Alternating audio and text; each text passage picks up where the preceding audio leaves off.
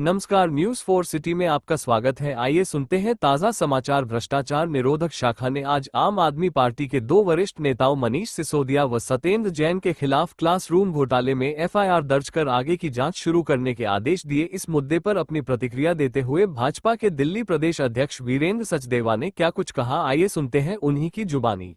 Bharatiya Janata party Delhi प्रदेश हमेशा से आम आदमी पार्टी की भ्रष्टाचारी नीतियों का विरोध करती रही है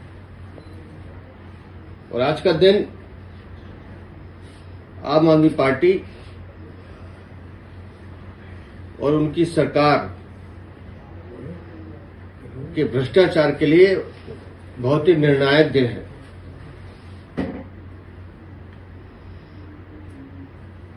शिक्षा क्रांति के नाम पर वोट मांगने वाले अरविंद केजरीवाल, मनीष सिसोदिया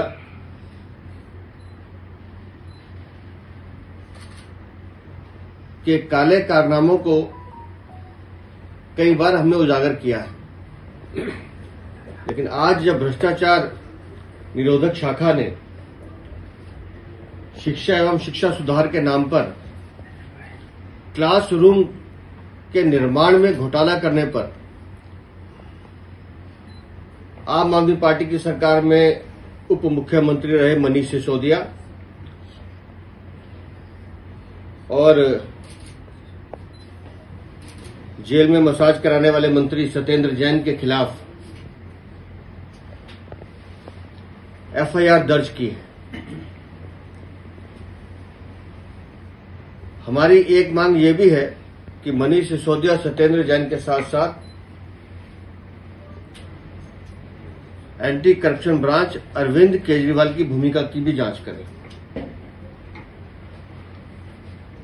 लगातार जब से आम आदमी पार्टी की सरकार बनी थी 2015 में अरविंद केजरीवाल जब सत्ता में आए, उन्होंने तब से कैसे भ्रष्टाचार करना है उसकी नींव रखनी शुरू कर दी थी कि हर विभाग में मुझे इतना इतना इतना भ्रष्टाचार करना है। तो उसका उन्होंने फाउंडेशन स्टोन रखना शुरू किया कि हाउ टू मेक मनी। 2015-16 में 12,748 क्लासरूम बनाने के लिए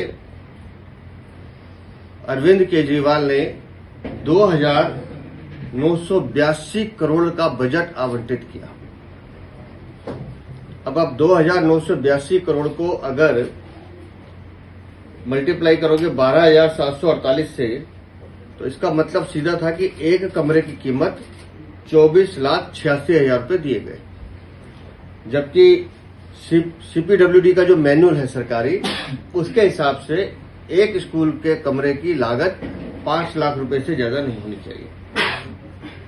और जब यह हुआ तभी हमारे उस समय के तत्कालीन अध्यक्ष उन्होंने आवाज उठाई और हमारे 3 साथी जो पदाधिकारी थे,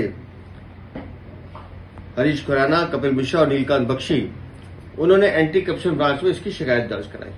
लेकिन सरकार तो अरविंद केजरीवाल की थी, तो उन्होंने 7-8 सालों तक इस जांच को दबाए रखा और लेकिन लगातार भारतीय जनता पार्टी संघर्ष करती रही, अपनी आवाज उठाती रही, शिकायत दर्ज की गई और सीवीसी की रिपोर्ट के अनुसार भी इस पूरे घोटाले में लगभग 2,000 करोड़ का घोटाला नजर आता है। और भ्रष्टाचार जो निरोधक शाखा है उसने भी अपनी प्रारंभिक जांच में कुछ चीजें स्पष्ट की हैं।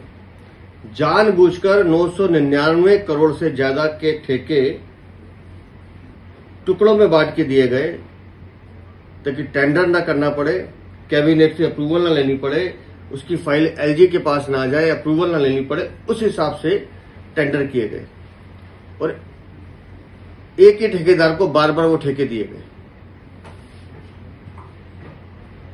टेंडर प्रक्रिया पूरी नहीं की। स्कूल के कमरों में भी इनके कुछ मैनुअल्स में स्पेसिफिक चीजें हैं। एक होता है सेमी परमानेंट कमरा, उसकी जो एज रहती है वो लगभग 30 साल के आसपास रहती है। लेकिन और एक होता है परमानेंट कमरा जिसकी एज 75 ईयर्स के आसपास होती है। इन्होंने जो ठेके दिए, पैसे तो चार्ज किए परमानेंट कमरों वाले और दिए सेमी परमानेंट, उसमें परमानेंट कमरे में जो सेमी परमानेंट कमरे होते हैं। 2022-23 में जो चीफ टेक्निकल एग्जामिनर थे, उन्होंने भी अपनी एक रिपोर्ट क्लासरूम घोटाले पे केजरीवाल को सौंप दी थी कि भाई इसमें ऐसे ऐसे घोटाला हुआ है, लेकिन केजरीवाल उस रिपोर्ट को दबा के बैठ गए। भारतीय जनता पार्टी की मांग करती है कि मनीष सिसोदिया और सत्येंद्र जैन पे तो एफआईआर दर्ज हुई है, अरविंद केजरीवाल की भूमिका की भी जांच की जाए और इस जांच को तेजी से आगे बढ़ाया जाए और इन दोषियों को, जिन्होंने जनता के साथ विश्वासघात किया है और जनता के साथ विश्वासघात के साथ साथ बच्चों के भविष्य के साथ भी अपराध किया है, इनके खिलाफ कड़ी से कड़ी कार्रवाई होनी चाहिए।